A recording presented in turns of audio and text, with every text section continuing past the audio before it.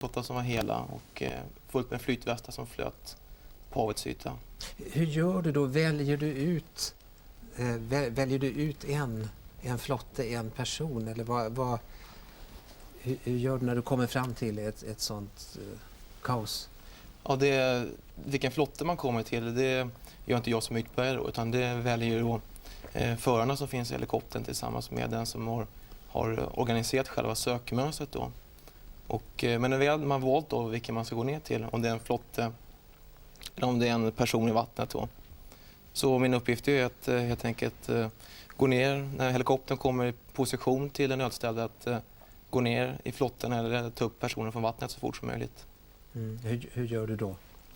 Ja, det man gör det är att helikoptern lägger sig i position mot vinden och är det dagar förfarande där det är ljust och förarna kan få så bra referens som möjligt på vattnet. Då. Vad gjorde du? Vad var den första människan som du plockade upp? Jag har olyckligtvis plockat upp folk som var avlidna. Det var ingen levande människa som jag var inte den första helikoptern som var på plats, utan vi kommer den andra vågen så att säga. Och de flesta som var levande var redan upplockade då. Visste du att det var avlidna som var kvar så att säga, eller? Det kan man aldrig riktigt veta, utan om man kommer fram och ser att det ligger en person upp och ner med flytvästen inte helt påtagen, så misstänker man ju det. Men att man måste alltid jobba med tanke på att vederbörande kan vara vid livet. Var det både äldre och unga? Var det till och med barn? Det jag själv såg, och det var äldre och tonåringar. Var de skadade? Nej, jag har inte sett någon som varit skadad, utan det är att de är väldigt kalla och helt nedfrysta. Och de här som jag har sett, de har ju drunknat då, eller fryst ihjäl. Har du varit ute på något sånt här uppdrag tidigare? Aldrig den här så pass i det här man ser i själva Östersjön som det var nu. Nej, det har inte varit. Inte liknande en stor katastrof på havet har inte varit. Stefan Karneros, du är helikopterförare och fick första larmet. Berätta för oss hur det var. Ja, vi väcktes ju i hemmet då, där vi hade jour när vi tillhörde beredskapsbesättningen. Och de ringde strax efter 1 och sa att det var en färja som hade slagsida då. Och det är väl inget helt otänkbart scenario för beredskapsbesättning, så att vi skyndade oss på och var väl i luften cirka en timme senare då.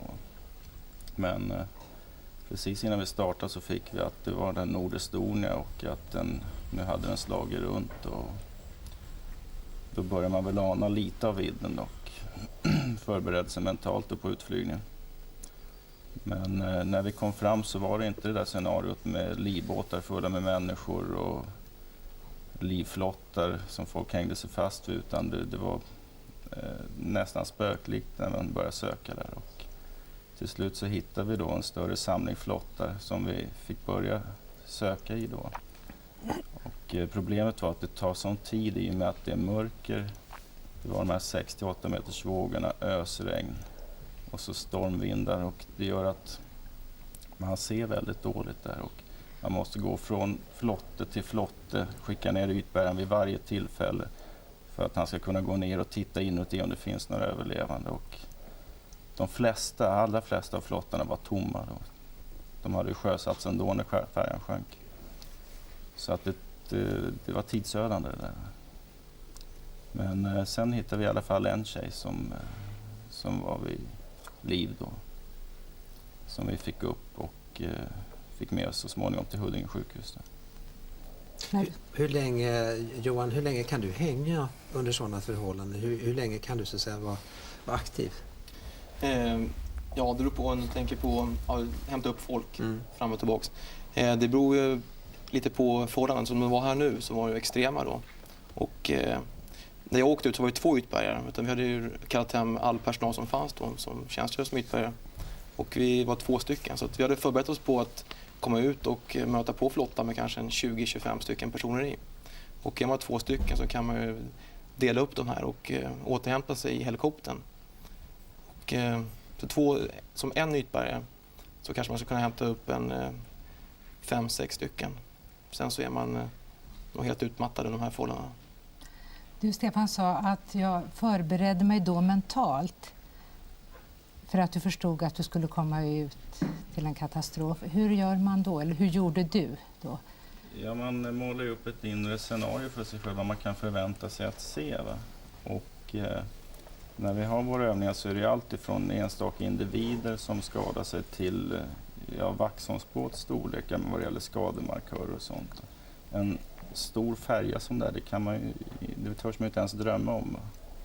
Utan det värsta som har hänt är ju de här som har hänt i Engelska kanalen och den här polska färjan för ett par år sedan. Va? Men ingenting av den här omfattningen. Så att det var en riktigt stor omställning på vägen ut när jag fick höra att det var Nordestonia då. Så fick vi uppgifter med att det är 869 personer ombord. Och det vi kan göra då det är att vi försöker ge de människorna som ligger i vattnet lite flythjälp så att vi fyllde vår helikopter med 20 manna livflottar så att vi skulle kunna placera ut dem. Men det visar ju sig sen att det fanns ingen behov av sån hjälp utan det var att försöka hitta de som levde istället. Och det gjorde ni en del? Ja, en del.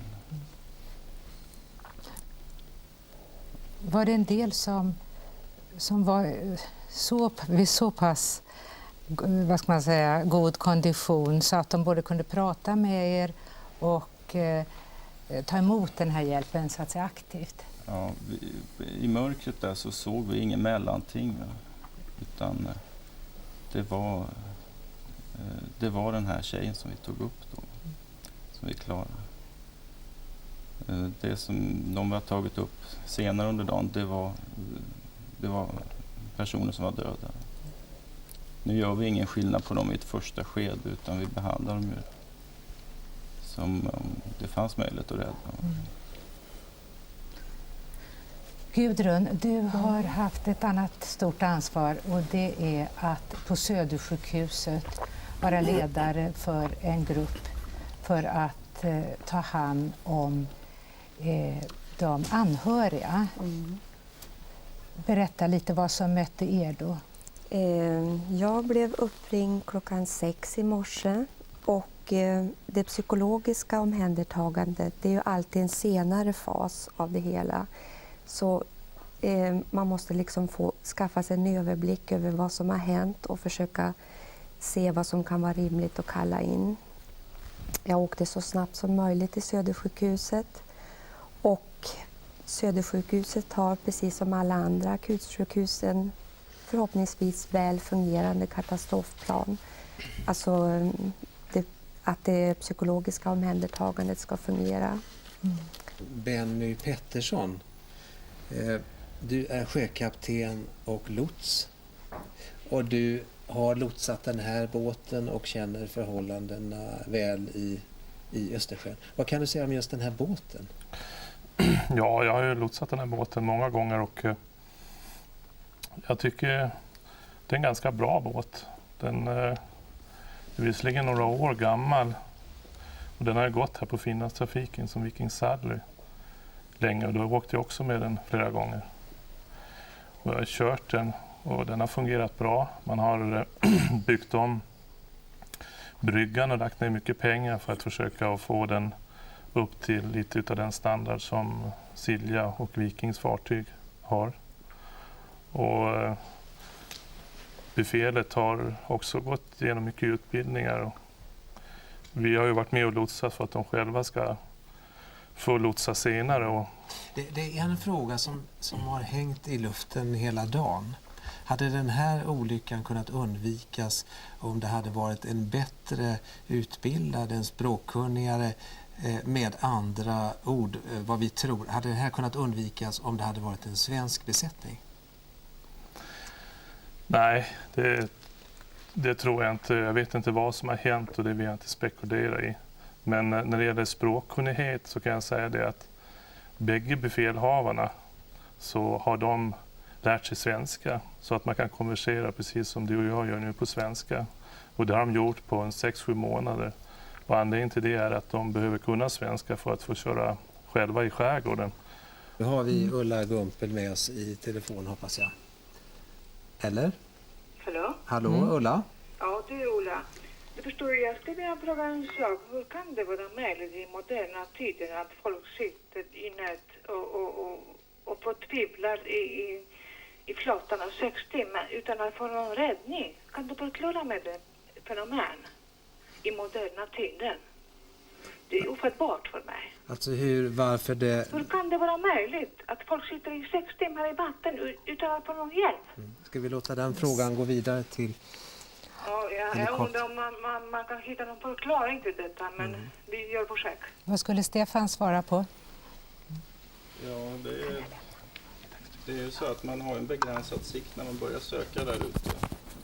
Och man får leta sig fram från flotte till flotte och alla ligger inte på samma ställe. Hade det bara varit fråga om en flotte så hade vi nog hittat den inom betydligt kortare tid. Men nu fick vi undersöka och kanske lägga en kvart på varje tom flotte först. Och till att börja med så var vi bara 2 helikoptrar där på plats. Tills vi hade då lyckats, eller centrala flygräddningen hade fått upp fler resurser. Och det gör att det drar ut på tiden att söka helt enkelt. Tycker du att det skulle ha kunnat gå fortare att komma fram och att man borde haft kan man säga efter en beredskap för flera helikoptrar fortare? Jag kan säga så här, i Danmark där har man jourbesättningarna på plats. Det gör att de har betydligt kortare tid från larm tills de är i luften. Och vi har valt att ha jour i hemmet i Sverige. Och det kan man ju diskutera vilket det är. Besättningarna har inget emot att fullgöra jourtjänst på arbetsplatsen. Och det är möjligt att det hade gått något fortare i så fall. Jag kan inte bedöma om det hade påverkat utgången riktigt. Vi ska förflytta oss till Huddinge sjukhus där många utav de överlevande dit de har kommit. Och där finns vår reporter Barbro Hård. Ja, här på akutmottagningen på Huddinge sjukhus har man idag tagit emot 6-7 stycken av dem som överlevt.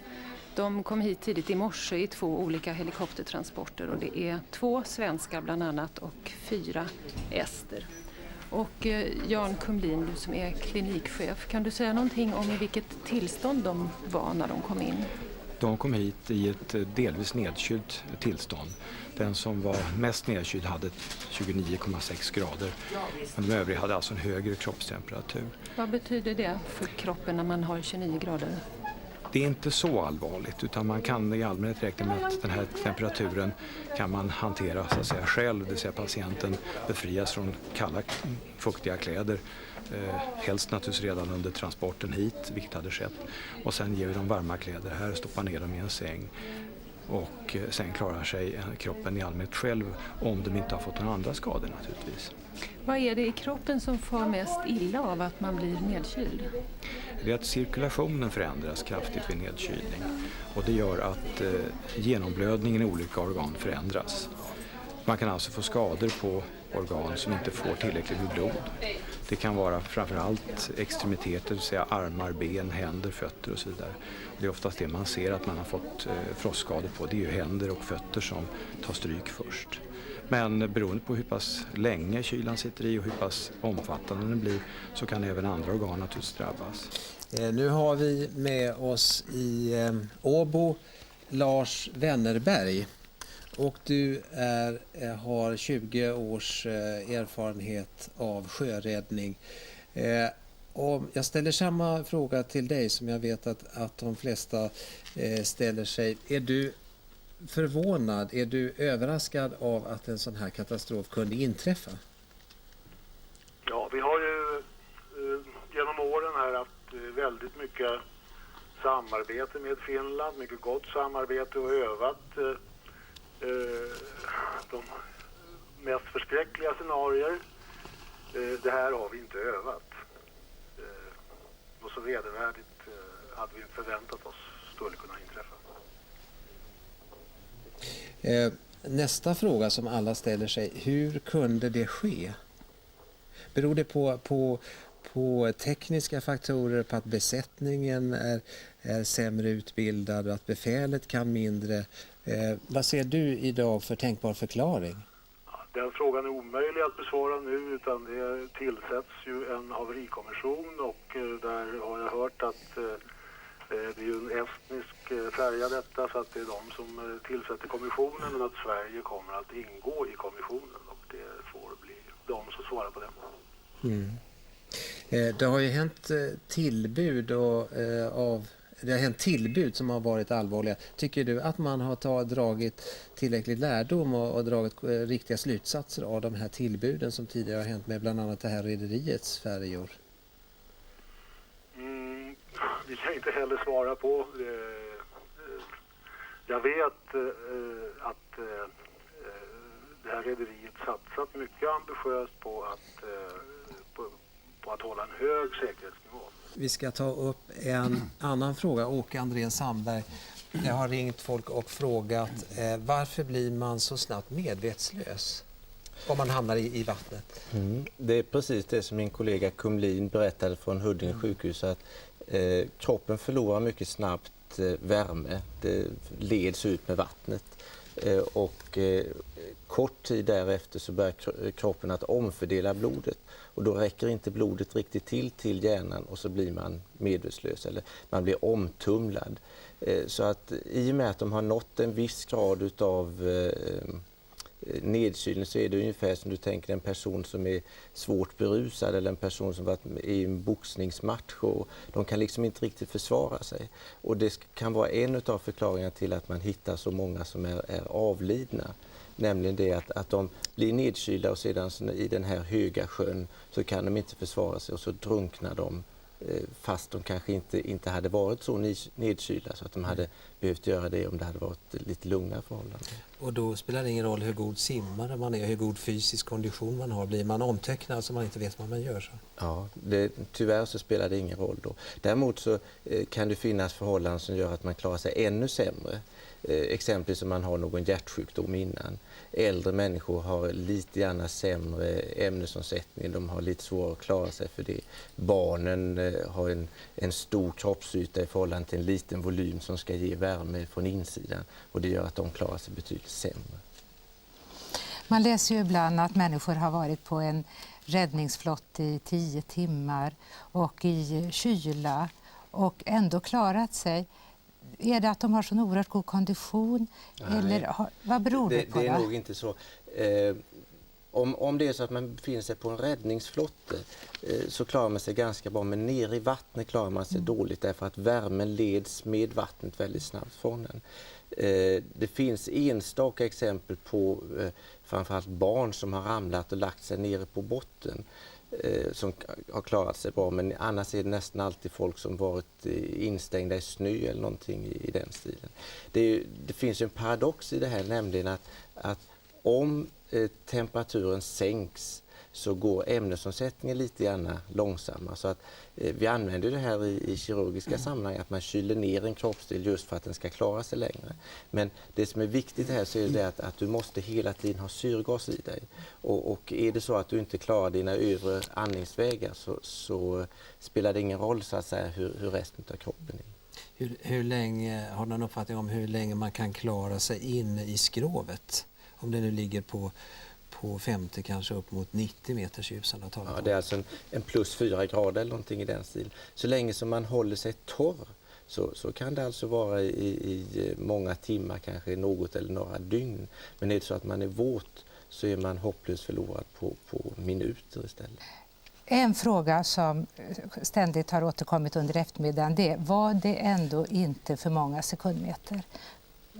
Vad säger till exempel Lager Larsson? 20-25 sekundmeter. Om man tittar på de prognoserna som har gått ut när det gäller själva förvarningen, så har det ju inte varit något fel på den. De prognosmodeller vi har och SMHI har ju fångat upp både vindhastigheter och vindriktning och sjöhävning, så att de som har beslutat att gå ut, de har ju vet hur det ska se ut. Och samtidigt har vi sagt att det är ju inte några extrema förutsättningar. Men när vi lyssnar på mina kamrater i helikopterbesättningen så hör vi ändå att det verkar väldigt tuffa förhållanden för räddningspersonalen att jobba i. Och det är ju inte vädertyper som vi upplever lite då och då är på Östersjön, men Det kommer någon gång per år. Det kan till och med komma på sommaren så att säga. Och de här vindhastigheterna, det är klart att det är en väldig press, ett väldigt tryck i vinden som säkert kan trycka på ett fartyg när det kommer in från sidan också. Det som kanske man inte har fångat riktigt, det verkar vara den sjöhävning ändå som har varit. Man har sagt 5-6 meter och vi hör ju att Johan pratar om att det kan ha varit vågor upp mot 9-10 meter. Och det som är intressant också är ju hur krabbsjön är. Och den har alltså varit rejält krabb, motsvarat lite av det som kan uppstå i Engelska kanalen när man har tidvatten. Det har ju inte vi här. Alltså. Landkrabbor, förklara vad krabbsjö är. Krabbsjö. Ja, det är förhållandet mellan våghöjden och våglängden. Det innebär alltså hur brant vågen blir. Om det nu har varit det som har varit problemet, det vet jag inte. Men vädret har ju påverkat hela aktionen. Verkligen har den gjort. Vi har Sigurd Stacke i telefonen. Vad vill du fråga? Han var här alldeles nyss. Och medan vi... Är Sigurd där? Sigurd Stänke är namnet. Finns du? Christer Stänke heter jag. Då ber vi om ursäkt. Ja då, det är okej. Jag har en fråga som jag tror och bedömer är av ganska stort allmänt intresse. Och det är varför fattar de här fartygsbefälhavarna inte ett beslut om att inte avgå med sitt fartyg när de har de här väderleksutsikterna som innebär att det är ganska stora risker. Förr i tiden så är jag ganska säker på att då gick man inte ut med de här fartygen som fanns då. Idag är det på något sätt, inbillar jag mig och många andra då, någon slags prestige i att fartyget ska avgå till alla under alla omständigheter. Det här förefaller mycket olyckligt och det skulle vara intressant att höra någon ansvarig fartygsbefälhavare svara på detta. Varför säger man inte vi avvaktar 5 timmar, vi avvaktar 10 timmar och ser om det hela blir lugnare. Därefter kan vi avgå på ett säkrare sätt. Det är min fråga. Den låter vi gå vidare till Benny. Skulle du gått ut i det här vädret om det hade varit befälhavare? Ja, det tror jag nog. Det är inget sånt väder som man inte går ut. Däremot så måste man kanske vara försiktig. När båtarna blir större så är de ju lite känsligare. Och man har lätt att stå uppe på en stor brygga och kanske inte riktigt känna vilken kraft som finns nere i sjön som är nedanför. Så att med gott sjömanskap så kanske man bara sagt håller ner farten. Men för mig, de här 20-25 sekundmeterna och 7-8 meters vågorna, det är sånt som förekommer och jag har gått just den vägen många gånger och jag tycker inte att det är onormalt. Möjligtvis om det hade blåst upp mot 30 om man hade väntat sig det så kanske man hade låtit lasten stå eller någonting sånt därför att man inte vill ha den med sig. Men med en sån båt så tror jag nog att man kanske hade gått. Sten-Christer Forsberg, du är rederiets representant här, Nordström och Thulin. Vad har era befälhavare för instruktioner? När låter man lasten stå till exempel och när avgår man inte? Ja, det är helt upp till befälhavarens egen bedömning vad han anser vara säkert för fartyget. Så han har helt frihet att göra den bedömningen. Och det är precis som Benny säger här och Lager Larsson också säger, detta var ingen ovanlig vädersituation i Östersjön. Och Estonia i likhet med de övriga stora Finlandsfärjorna är byggda för att kunna klara av det här utan risk. Och därför är den här olyckan lika oförklarlig för oss som för alla andra i det här ögonblicket. Stefan, det sägs att räddningsarbetet, eller det har varit så svårt så det sägs att en del av era kamrater har skadat sig svårt. Ja, det stämmer. När det är såna här förhållanden så det är en oerhörd risk för ytbergarna att gå ner för att de får en jäkla törnar ibland. Och inte bara från rörelserna som helikoptern orsakar när de hänger i vajern utan även när de är ner och ska göra en insats på en upp- och nervänd flotte då, som har hårda detaljer i sig. De kan få slag i huvudet, de kan sugas under, de kanske måste undersöka en livbåt som ligger där det åker omkring saker slängs huller och buller på dem. Så att visst har de fått smällar idag. Och en del har skadat sig svårt. Nej, ingen svår vad jag känner till. Bland de passagerarna som var med på den här båten idag så fanns det då ett stort antal poliser från Stockholm. Och vår reporter Lotta Johansson har varit på polishuset i Stockholm lite tidigare idag. I morse när Sverige vaknade så vaknade vi till en av de största katastroferna i modern historia. Ett fartyg hade förlist ute på Östersjön. De första som kanske märker av det är ni på polisen. Hit ringer anhöriga, hit ringer oroliga människor och undrar vad det är som har hänt.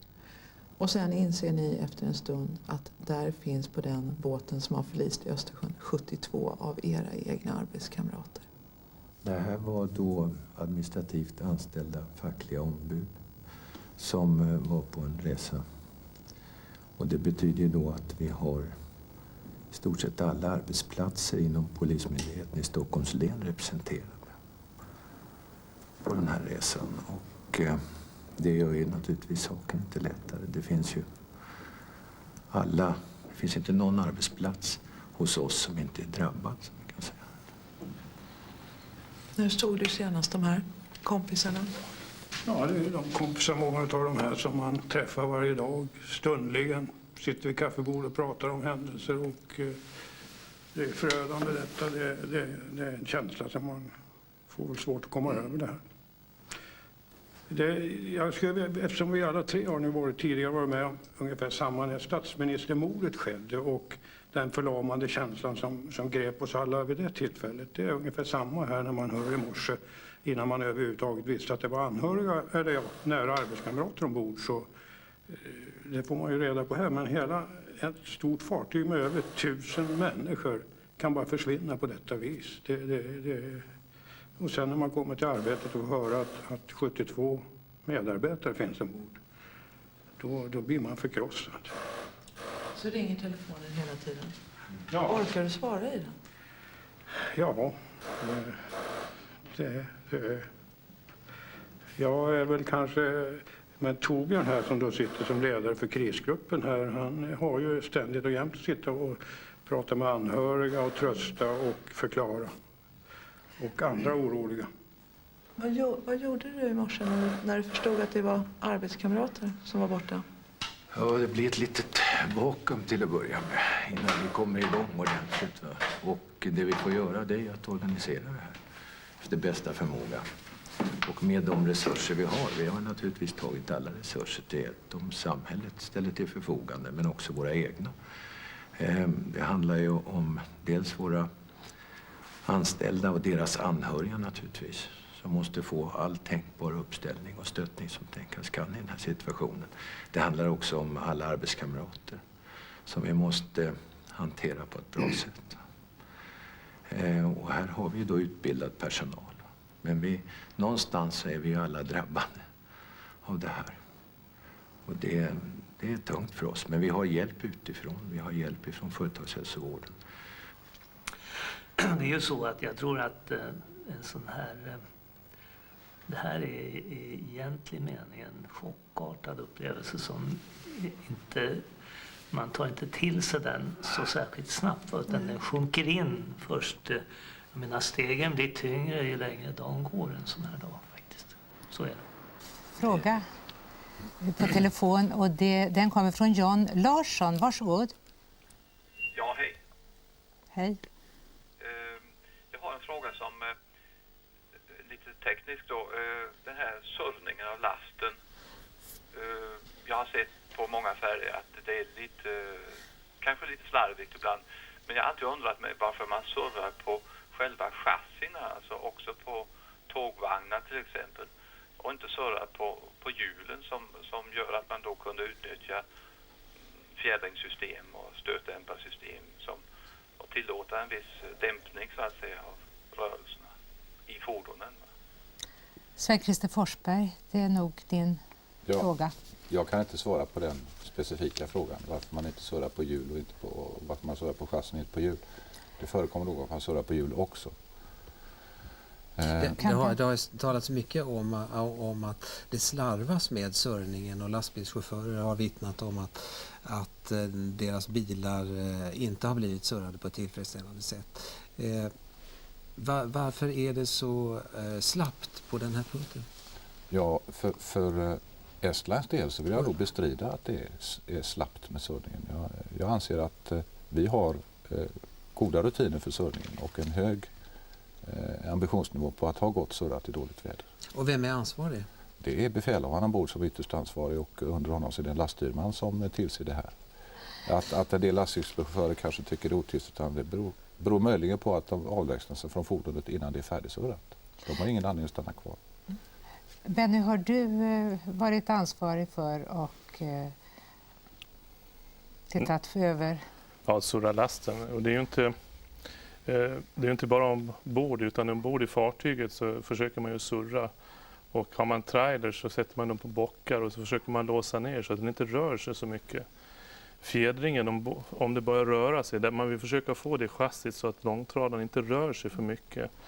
Och börjar långtradaren röra sig så blir det sådana krafter allhelst om de här kättingarna slackar upp och rycker i.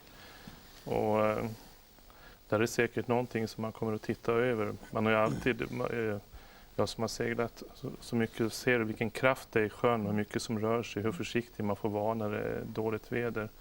Och här tror jag nog att det kommer en av de saker man kanske kommer att titta på. Men går befälhavaren personligen ner på och kontrollerar att, eller hur gör du när du arbetar som sjökapten? Ja, jag har mest arbetat som styrman och kört båten, men det är ju, man går och kollar upp på att allting, och det är ju styrman som gör det, och han är ju i befälhavarens ställe när han går där nere på bildäcket. Mm. Och det tror jag inte, det är man så väldigt noggrann med idag. Däremot så är det ju en annan sak som slarvas väldigt mycket med, och det tror jag är just surrningarna inne i själva de här långtradarna. Och där man kan ha stora tunga grejer som är dåligt surrade som kan komma loss. Och där lägger ju kustbevakning och sånt ner mycket arbete med kontroller i hamnarna här i Stockholm för att kolla upp det här. Och ska man överhuvudtaget frakta last och människor i samma båtar som man gör här? För att vi har ju, det här är inte första gången. Ja, det är en svår fråga. Jag har ju kört så, jag har aldrig tänkt att någonting sånt här kan hända. Och, efter det här? Efter det här så tycker jag att man ska försöka först få reda på vad som har hänt. Och det kanske vi får när man har tittat på vad som har hänt där nere. Och se om man kan åtgärda just det. Och sen så får man väl börja titta på allt möjligt annat. Och där tror jag att där kommer haverikommission och alla sådana som sätts in, och Sjöfartsverket sitter med olika grupper. Här kommer det att läggas ner ett enormt arbete för att få reda på vad man ska göra. Så att det känns ju väldigt obehagligt. Men jag tror att man... Vi ska tacka Stefan och Johan. Vi måste snart gå vidare. Så har vi en anhörig i telefonen. Kristoffer Karlsson. Ja, hej. Hej, du har en fråga som du vill ställa. Ja, det är nämligen så här, vi har en fråga, och det är om ifall man skulle kunna skicka ner en typ räddningsubåt, om det vore möjligt. Mm. På vilket sätt, får jag fråga, är du anhörig? Ja, det är min frus morbror då, som han arbetade på båten som restaurangchef. Och ni har inte fått, ni vet inte om han tillhör de överlevande eller? Nej, han står i alla fall inte uppskriven på listorna. Nej. Kan man skicka ner, kan man överhuvudtaget göra någonting för de som eventuellt finns kvar där nere? Stefan. Jag kan inte detaljräddningssystemen, men vi har ju väl fungerande system för att rädda besättningar på våra ubåtar. Men de är alltså särskilt anpassade med dockningssystem och motsvarande som gör att man kan gå ner och slussa upp folk. Jag har svårt att tänka mig att man kan få ihop ett system bara så här.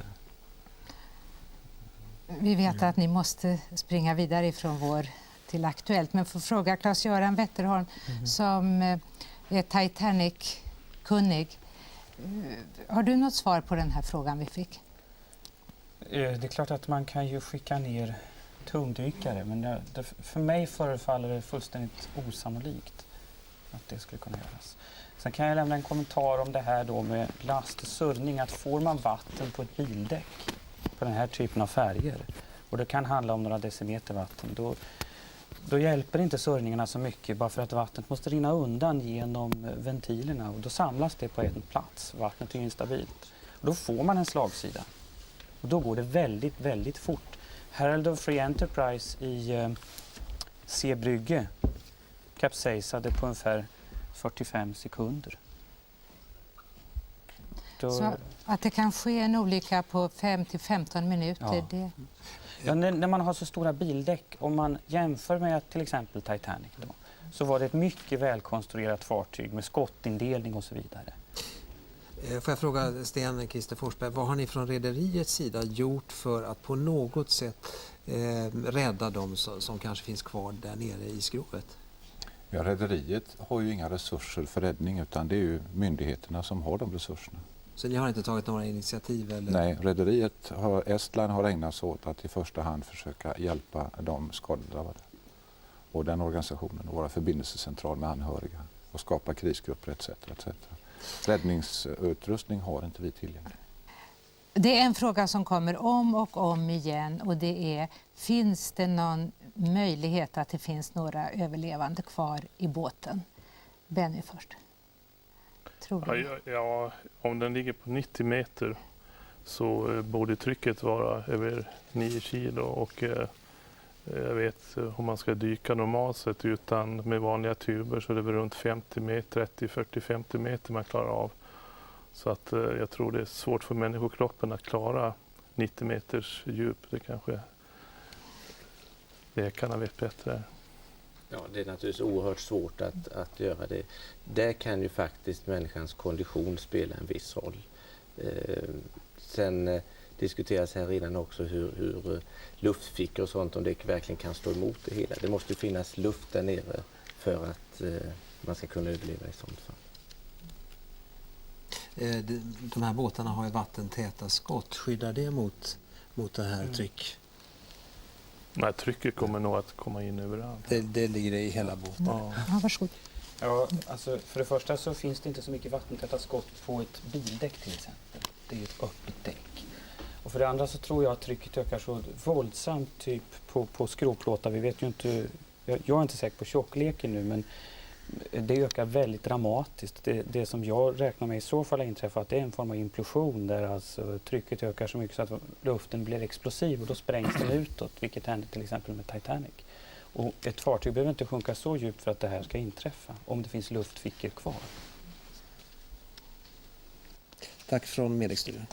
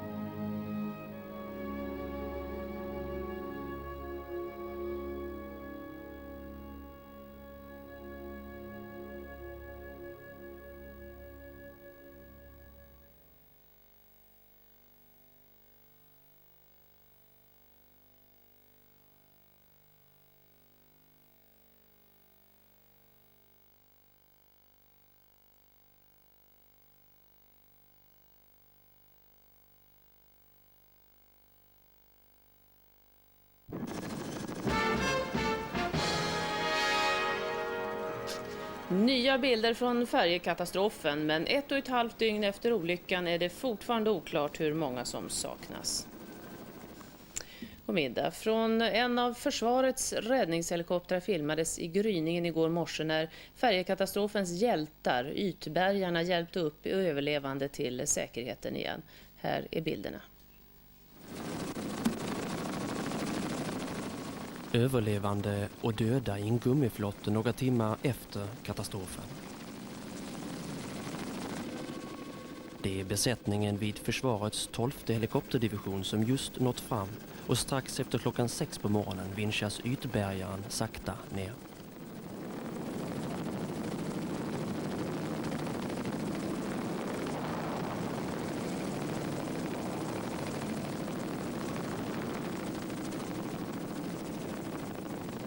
Ytbergaren trär så selen över kroppen på en av de överlevande som lämnar det kalla vattnet och förs ombord i trygghet.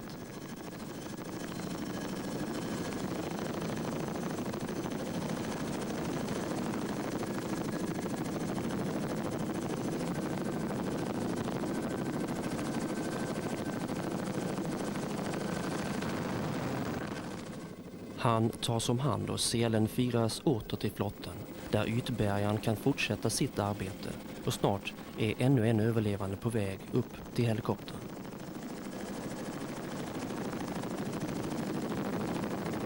De har överlevt katastrofen. De har överlevt timmarna i det kalla vattnet. Halva Det dröjer kvar när det är ramen. Okej. Har ni lagt ut det? Så vet de att det blir pizza om någonting. Tack ska ni ha, grabbar, och säger.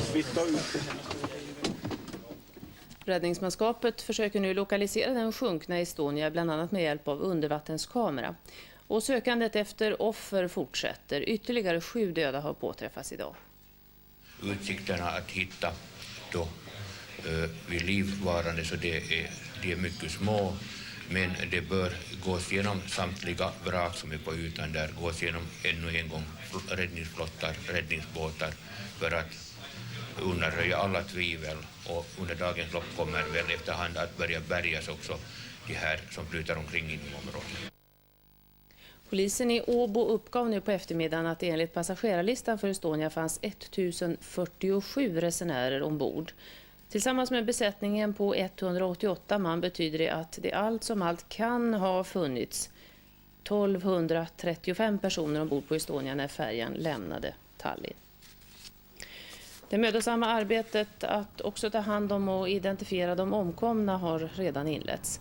Idag har de omkomna förts från Åbo till Helsingfors och till rättsläkarstationen där. Och finska myndigheter vädjar nu till anhöriga att hjälpa till med identifieringen genom att skicka material som kan vara till hjälp.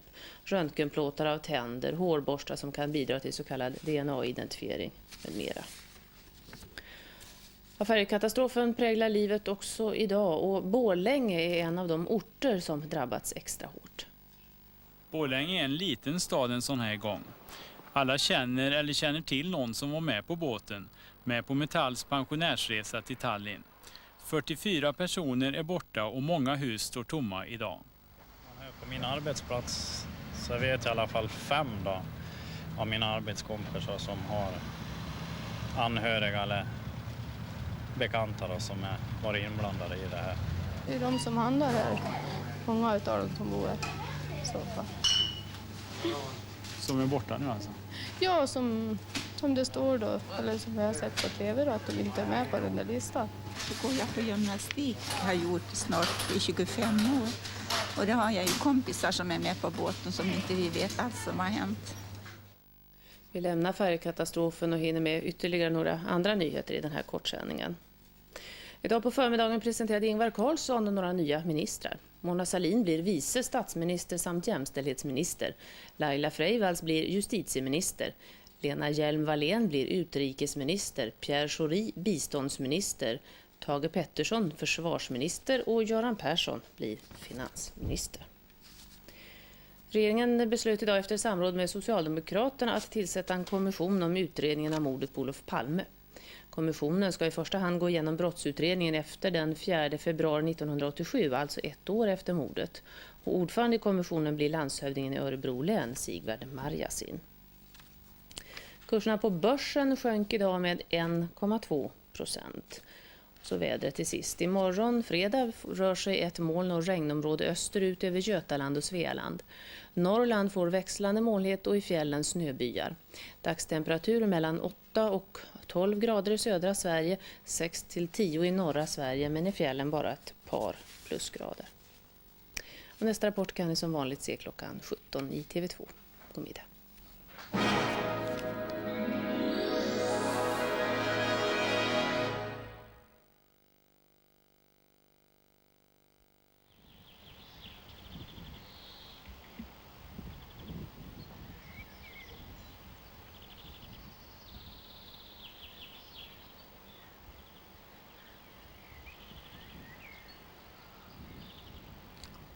God afton, välkomna till vårt fönster mot Norden och min sommarveranda.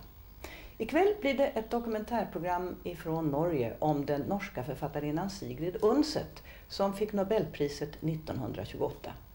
Motiveringen för priset löd för hennes lysande och unika förmåga att litterärt gestalta och leva sig in i medeltiden. Och det här priset gav hon till handikappade barn. I min generation så minns man särskilt kärlekshistorien mellan Kristin Lavransdotter och hennes man Erlend. Men också Sigrid Undsets eget liv var fyllt av oförutsägbara och delvis lite sorgliga händelser.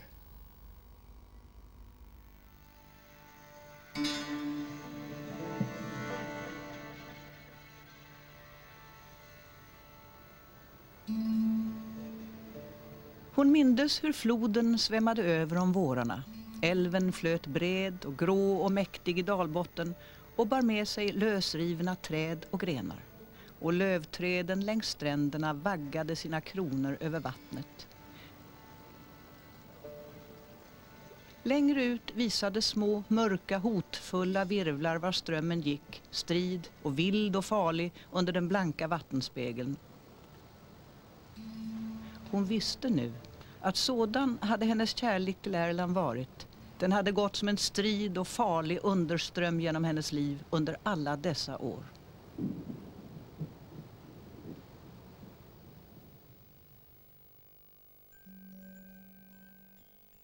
Sigrid Undset föddes i Kalundborg i Danmark 1882.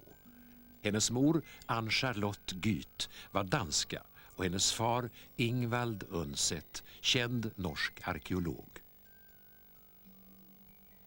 1884 flyttade familjen till Norge och bosatte sig i Christiania, nuvarande Oslo.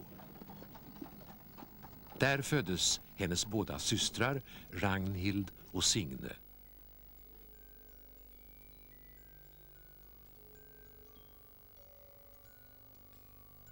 I ett brev från ungdomen beskriver Sigrid Undset sin barndom så här.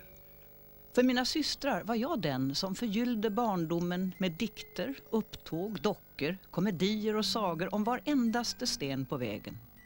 Vår barndom som var så fattig och grå framstår för dem som ett paradis upplyst av de lekar som jag fann på för att vi skulle glömma. De lekarna lärde mig att man med fantasins hjälp kan förgylla tillvaron för andra, men aldrig för sig själv.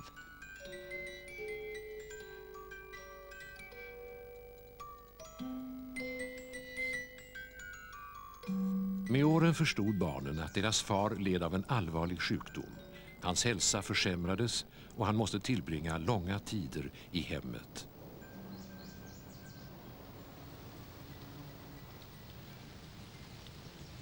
Sigrid läste ofta högt för sin sjuke far. Hon lärde sig fornisländska och fördjupade sig i den norröna sagalitteraturen.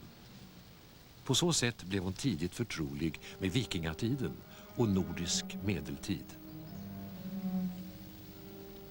Atmosfären i hemmet präglades av faderns sjukdom. Sigrid var bara 11 år när han dog. Med ens var det som hon förstod allt sammans. Människor dog och de hade dött i årtusende efter årtusende. Och bland alla dessa glömda döda hade det alltid funnits några som varit så omistliga att deras närmaste sagt: ingen bättre har väl funnits på jorden. Men sen levde de vidare.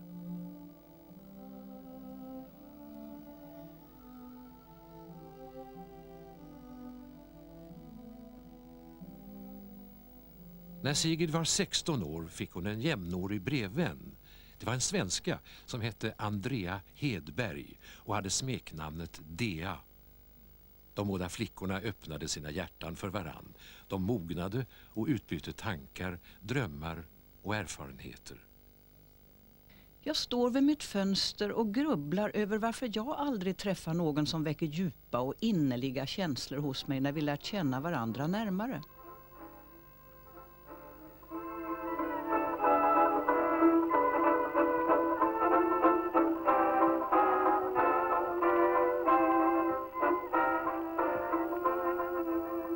Jag kan få rent ont i bröstet när jag hör dansmusik. Men jag är för gammal för att lära mig dansa. Och eftersom jag inte kan dansa så bra så låter jag hellre bli.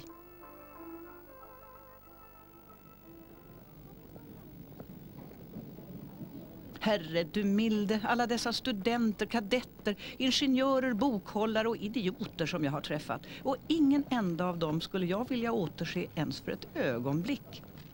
Så min mor tror att jag är skapt till att förslösa mina gåvor på ett gipshuvud i ett galleri eller någon fantasifigur i en dikt.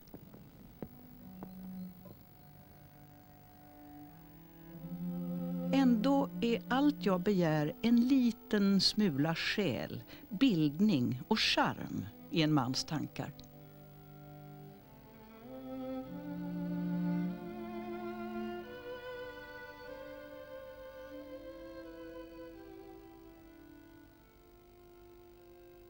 När Sigrid var 17 år måste hon börja arbeta för att bidra till familjens ekonomi. 1899 blev hon anställd som kontorist på den tyska firman Wiesbeck och där stannade hon i 10 år.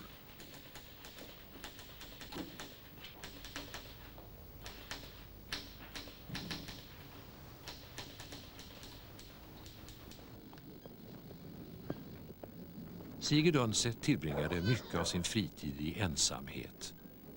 Hon utforskade Christianias arbetarkvarter som stod i skriande kontrast till de stadsdelar där hon själv växte upp. Men det var i naturen hon upplevde den djupaste livsglädjen.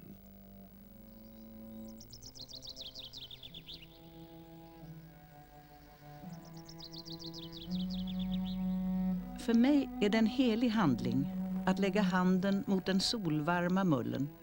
Och som det jordens barn jag är det mina egna källor jag rör vid när jag sluter handen kring en blomstängel.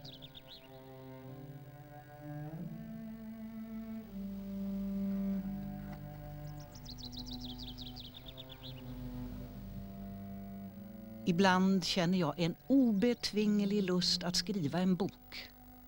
Handlingen och gestalterna lever i mitt huvud, men jag fruktar att jag aldrig ska få förmågan att fästa dem på pappret. Men så började hon få grepp om språket och handlingen. Det var medeltiden som intresserade henne.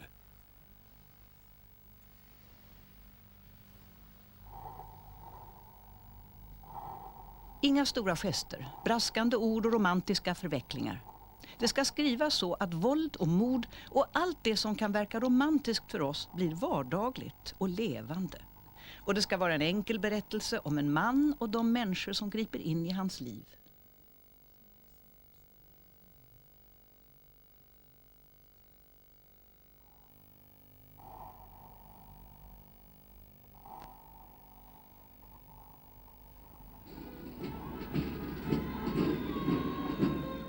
Unionsupplösningen och Norges självständighetsförklaring den 7 juni 1905 påverkade Sigrid Undset djupt. Hon deltog i firandet utanför Stortinget i Christiania. Och hon skriver: denna vackra vårdag kände vi att all makt ska vara samlad inom dessa väggar. Sigrid Undset hade avslutat sin första medeltidsroman. Hon reste till Köpenhamn med manuskriptet och la fram det för Peter Nansen som var förlagschef på Gyldendals förlag. Långt senare minns Sigrid det svar hon fick. Försök inte skriva fler historiska romaner. Det kan ni inte. Men ni kan ju alltid pröva på något modernare. Man vet ju aldrig. Då gick jag hem och skrev Fru Marta Olje. Den borde vara modern tillräckligt, tyckte jag.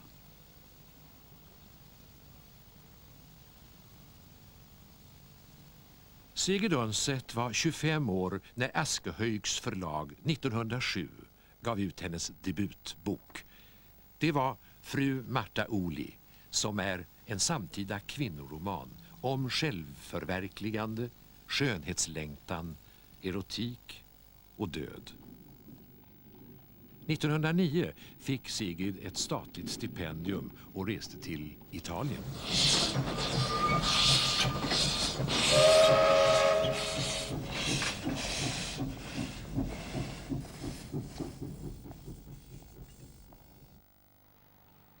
Jag bor i en vindskupa vid en gata som varken är särskilt fin eller hälsosam. Men rummet är trevligt och mina nya vänner kommer klättrande upp för den branta trappan vid alla tider på dygnet. Min senaste bok, berättelsen om Vigaljot och Vigdis, blev en ny framgång. Ja, kanske den största. Jag borde ju vara glad, men jag gruvar mig varje gång jag tar mig an ett nytt verk. Eftersom jag vill att det ska bli bättre än det förra.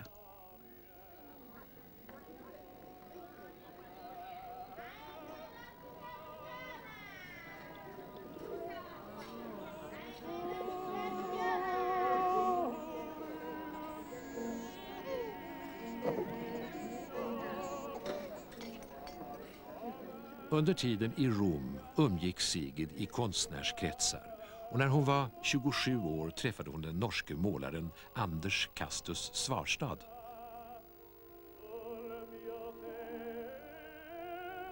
Och de förälskade sig i varann.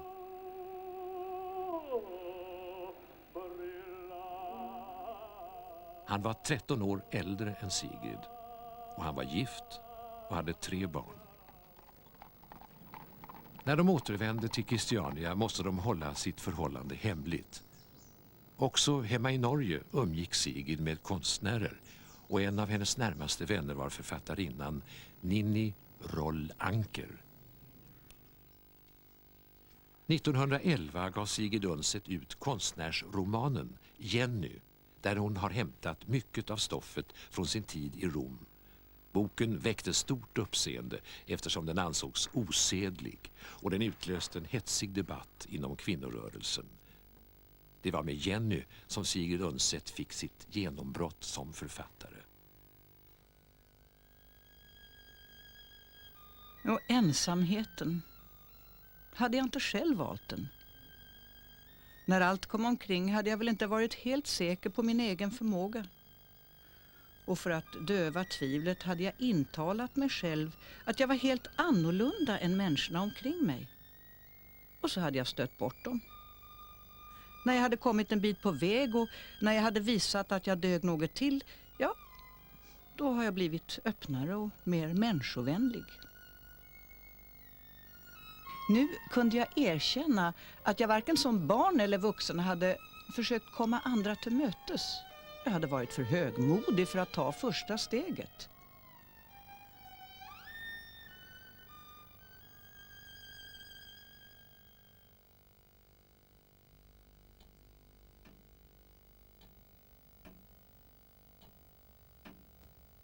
Sigrid Undset deltog i debatten kring sin tids moraliska och sociala frågor. Hon reagerade häftigt mot Knut Hamsuns åsikter. Han föraktade det svaga i samhället och han hade inga invändningar mot, som man uttrycker det, de vilda stammar som helt sonika dödar de gamla och orkeslösa medlemmar av familjen, som hindrar stammen i dess vandringar. Han byggde sin moral på det praktiska förnuft han såg i djurriket. Där, som han skriver, det gamla och skröpliga lämnas åt sitt öde medan de unga och friska dansar vidare. Mot Hamsuns nyttomoral ställde Sigrid Undset människans egenvärde. Det som är det mänskliga, det som är samhället och kulturen, är ju just det